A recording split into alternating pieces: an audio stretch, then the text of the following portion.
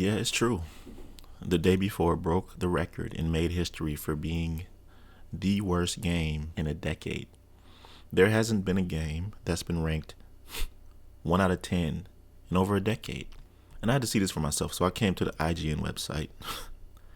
And they have their review on here like they always do. And they just talk about how in the 5 long years of development, how much time they wasted trying to deceive the audience with their shenanigans. I already knew that something fishy was going on. I didn't believe any of that stuff. The only thing that I believed was the gameplay trailer that was revealed years ago, which everyone got hype about, but they honestly duped everybody. What was the 2023's most disastrous game launch? The Day Before has a staggering 75%.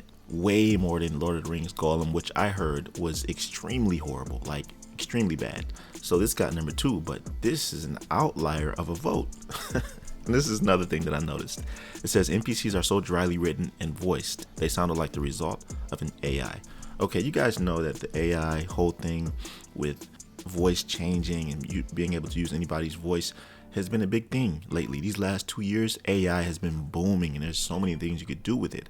I've dabbled in the AI, and when I looked at that cinematic with the doctor, I'm like, yeah, that's AI generated. There's no voice actors. It's just so many things that are bad about the game. Let me be honest though. I didn't even play the game. Okay? It's sitting right here. Matter of fact, let me go ahead and click on it. Oh yeah, I forgot. I got a refund. I thought because it was still sitting on my desktop that I didn't get a refund. But I put my refund in a couple of days ago, and apparently they gave it back so I can't play it. But when I look at the gameplay, I can tell from being a gamer for years, all of my life, I know the game is horrible. Normally, I would give a game a fair shot, give it a few hours to play it, but I can tell by the gameplay that it's really bad. And for me being a game developer, I would be hard on myself, telling myself, man, this game isn't good enough. You got to do better. You got to do this. You got to do that. I'm a solo game dev, and it really takes a lot to do that stuff. I put a lot into my game. And when I see something like this come out, it gives me hope. It gives me the feeling like, oh, really? Is this what it takes to be a game developer? Is this what it takes to spark buzz in the community? The bad thing about this is that they deceived everybody, but still, there are a lot of things in my game that help me to believe in myself even more and not be so hard on myself and struggle. I'm going to make a video about this on my other channel just to raise the spirits of the indie gamers out there, because AAA gaming has really been on a downward spiral lately. Let's read over a little bit of this article, okay? It says, you'll struggle to afford guns that pack a real punch. And I've seen this guy's video on YouTube, and he said that there was already a money glitch. He was standing in the lobby and some kid was duplicating it. So here it says, surviving all the way to extraction is frustratingly difficult on higher populated servers, which, by the way, this game isn't an open world survivor horror game. It's basically a cheap extraction game. And it says, all of which are situated next to checkpoints constantly abused by more powerful groups that can instantly stop you from progressing at all. So the balancing is completely off. Not only is this unfair or unfun on its own, but there's currently an unfixed currency duplication glitch, which means you can bet most of the other players are cheating to get high-powered armor and weapons. Now that Fantastic is no more, the hopes of this ever getting fixed are slim to none. And this is a fact, because even in games like The Division 2 or high-profile games with tons of developers that are working on it because it's a live service game, they still have glitches that remain, or cheaters that remain, that get unpunished. So do you actually think that any of this is going to be fixed, especially since they've jumped ship? They made their money supposedly and now they're gone. They say here that the good news here is at least that there's a surprisingly decent variety of weapons ranging from handguns to scoped sniper rifles. In all, there are around 14 or so options available at the weapon dealer in town, though you'll struggle to afford anything that packs a real punch until you survive enough rounds gathering loot, or until you cheated your way into wealth. It's nice that you can invest in upgrades like scopes and muzzle attachments, which you can still conveniently attach to your weapons at the workshop in town, though there is no mobile crafting system as they promised at release. Weapons also handle reasonably well, though their cheap and underwhelming sound design leaves a lot to be desired. You know, I actually heard that there isn't even a melee in the game. That is insane, especially for a zombie apocalypse game. Do you know how much of a desire it is to want to imagine yourself with no weapons and just a melee weapon that you grasp in your hands to survive because you ran out of ammo. I mean, a melee weapon is actually the cornerstone of zombie apocalypse games. Look at The Walking Dead. Michonne, I mean, her sword. Melee weapons, you need them. How can you go into a game without any melee weapons? It's crazy. But here they continue. The bigger your backpack, the more loot you can carry. But just like everything else in your inventory, you'll lose your backpack, armor, clothing, anything else in your inventory as soon as you die. Wow, I didn't know that. So it punishes you very hard. This sucks because backpacks are relatively expensive to replace, and you essentially need one in order to haul anything worthwhile back from your run. If you're lucky, you might be able to find one on another player's corpse, but it's more likely you'll be under-equipped and unprepared to fight anyone if you find yourself in a tight spot money-wise. There are also cars, for some reason, even though they're exorbitantly expensive, costing upwards of millions of currency and essentially useless. They're so fragile that it doesn't take too much to make them explode, sending all the currency they took to get up in flames in an instant.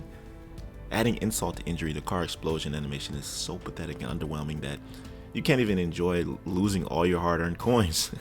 The silver lining, if you can even call it that, is that The Day Before didn't last long enough to implement a planned microtransaction system that promised to make all these currency problems even worse.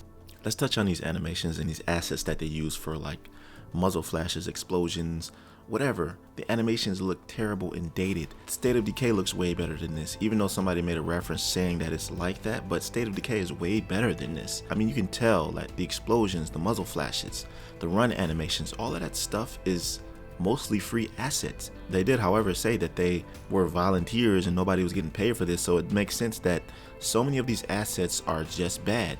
Me being in this space, I've been all over the Unreal Engine's asset store, and I know what assets look free and which ones are premium. You can tell when somebody puts a lot into their work, and you can tell when they put it into their game. It's definitely not here. This is some of the reasons why I did not play the game voluntarily. You can call me what you want, but for this to get a 1 out of 10 deserves it. So they gave their final verdict. The Day Before is easily one of the worst games I've ever played, to the point where I'm afraid to continue running it on my PC. Sure, you could say that there are the bones of something coherent here, but even those bones feel splintered and brittle. Its map is lifeless, its enemies are idiotic, its PvP is an exploitable mess. And here's the thing about the map being lifeless. That's how my map was in my game. Okay, I'm working on that right now. There's an actual science that you need to implement in order to make your map feel like there's something going on. You can't just throw a city in a game and expect people to run around and have fun in it. You can put like an area in a map for like PvP specifically and have a goal. Okay, take down this area right here on this side, or take this turret down, or get this flag, whatever. You have to have an objective if you have an open world map area for PvP activity.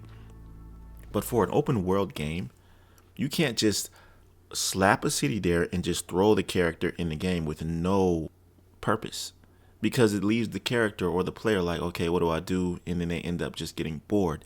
You have to kind of steer them in a way to a purpose. Like, let's take Skyrim, for example. If you start out in Skyrim leaving that cave, and you can reference any other examples you may know based on what I'm about to tell you here.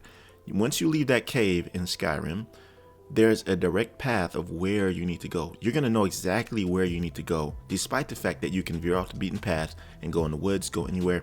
But they have a trail that's kind of like guiding you where to go. And then you look in the distance, you see a mountain or a building or a structure framed within 2 trees, so that it tells you subconsciously this is where to go. This is what I'm talking about, the science of map design. The Day Before doesn't have that. They just have a huge lifeless open world with bad PvE, bad enemies. So it says the story is pointless and its progression is downright infuriating, while the now defunct developer Fantastic said it wasn't done. Certain baseline standards have been established in the years since early access became a thing, and this game met none of them. The many mysterious questions around The Day Before's development will likely go unanswered now that the curtain has fallen a mere 4 days after its release, leaving the player base to fend for itself until the servers are inevitably shut down for good. Steam is already diligently refunding anyone who made the mistake of buying it, and if you didn't manage to try it, you can count yourself as one of the lucky ones. There you have it, folks. I guess I'm one of the lucky ones. I'm giving this review being that I haven't played the game, but I don't feel bad. I really don't. I don't care, man. This is actually a fair review being that how they presented everything. Look at this, unbearable. Anyways, I just wanted to say my piece on this and let you guys know that The Day Before has actually made history. Within the last 10 years, there has never been a 1 out of 10 review by IGN except this game. I don't even know what the other 1 out of 10 was, but I mean, with all the resources we have right now for game dev, this shouldn't even be a thing, bro. Like, are you serious? Anyways, let me know what you think about all this down below in the comments section. I appreciate you watching to the end, and I'll catch you in my next video. Be right out.